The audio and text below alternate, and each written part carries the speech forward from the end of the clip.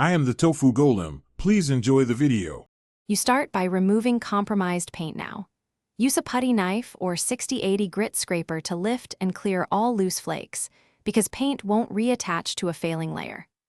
Once done, sand the rough edges with 120 grit until smooth, then wipe surfaces with a damp cloth followed by a tack rag to remove dust. Make sure to protect adjacent surfaces with tape and a drop cloth, and ventilate the room so primers and cleaners work safely and effectively.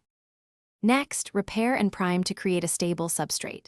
Fill holes and cracks with spackle or joint compound, allow full drying, then sand flush so repairs blend.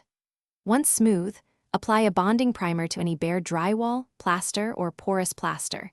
Use a brush along trim and a roller for the flat area so coverage is even. Make sure to feather the primer a couple of inches beyond repairs and wait the manufacturer's recommended dry time, typically 1 to 4 hours, before top coating. Finally, paint with 2 thin coats of quality acrylic or latex paint, rolling the first coat thin and allowing proper dry time, usually 4 to 6 hours, before a second coat. Make sure ambient temperature and humidity are within acceptable ranges. Do not paint above 85 degrees or below 50 degrees because adhesion suffers.